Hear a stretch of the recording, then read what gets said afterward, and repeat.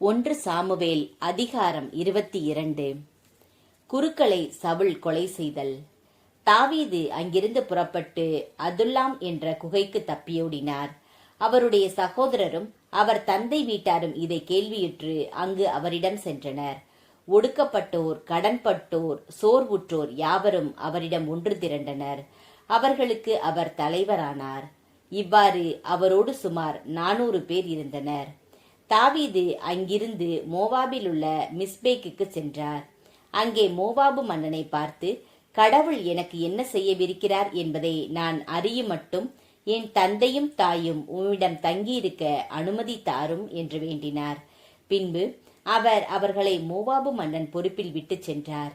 தாவீது குகையில் இருந்த நாளெல்லாம் அவர்கள் மன்னனிடம் தங்கியிருந்தனர். பின்பு இறைவாக்கினர் காது தாவீதை கண்டு, நீ குகையில் தங்காதே, யூதா நாட்டுக்கு புறப்பட்டு போ என்றார். எனவே தாவீது புறப்பட்டு எரேத்து என்ற காட்டிற்கு சென்றார். தாவீதும் அவருடன் இருந்த வீரர்களும் கண்டுபிடிக்கப்பட்டதை சவுல் கேள்விப்பட்டார். கிபையாவில் இருந்த மலை மீது தாமரிஸ்கு மரத்தின் கீழ் சவுலின் கையில் தன் ஈட்டியை வைத்துக் கொண்டு அமர்ந்திருந்தார். அவருடைய எல்லா அலுவலர்களும் அவரை சூழ்ந்து நின்றனர். சவுல் தன்னை சூழ்ந்து நின்ற பணியாளர்களை நோக்கி, பென்யமீன் புதல்வர்களே, கேளுங்கள். ஈசாயின் மகன் உங்கள் ஒவ்வொருவனுக்கும் வயல்களையும் திராட்சை தோட்டங்களையும் கொடுப்பானோ? அவனால் உங்கள் எல்லாரையும் 1000 தலைவர்களாகவும் 100 தலைவர்களாகவும் ஏற்படுத்த முடியுமா? பின் எப்படி எனக்கு எதிராக நீங்கள் எல்லாரும் சூழ்ச்சி செய்தீர்கள்? ஈசாயின் மகனுடன் என் மகன் உடன்படிக்கை செய்த போது அதை உங்களில் எவனும் எனக்கு வெளிப்படுத்தவில்லை. என்மேல் மனமிறங்கி அதை எனக்கு தெரிவிக்க உங்களில் ஒருவனும் முன்வரவில்லையே. இந்நாளில் உள்ளது போல் எனக்கு எதிராக சதி செய்ய என் பணியாளனையே என் மகன் எனக்கு எதிராக தூண்டிவிட்டான் என்றார். அப்போது சவுலின் பணியாளருள் நின்ற ஏதோமியனாகிய தோயேகு நோபில் உள்ள அகிதூபின் மகன் அகிமெலேக்கிடம், ஈசாயின் மகன் தாவீது வருவதை நான் கண்டேன். அகிமெலேக்கு அவனுக்காக ஆண்டவரின் திருவுளத்தை கேட்டறிந்தார். மேலும் அவர் அவனுக்கு வழியுணவும் பெலிஸ்தியன் கோலியாத்தின் வாளும் கொடுத்தார் என்றான்.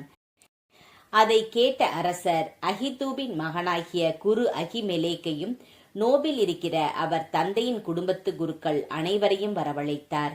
எல்லாரும் அரசரிடம் வந்தனர்.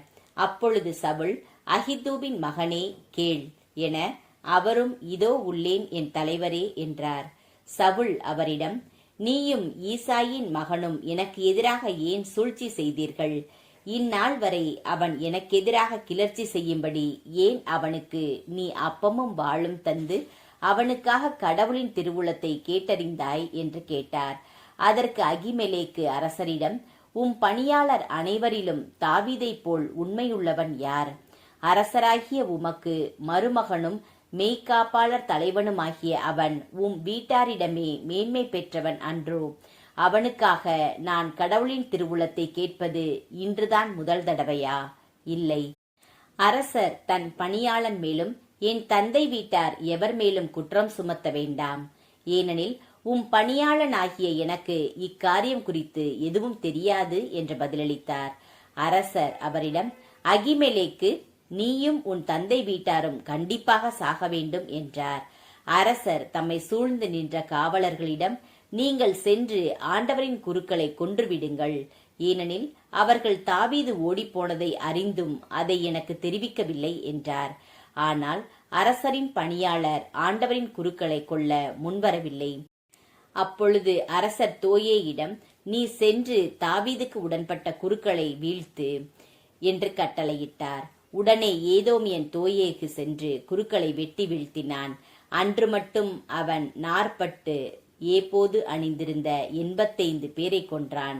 மேலும் அவன் குருக்கள் நகராகிய நோபில் ஆண், பெண், சிறுவர், பாலகர், ஆடு மாடுகள், கழுதைகள் ஆகியவற்றையும் வாளுக்கு இரையாக்கினான்.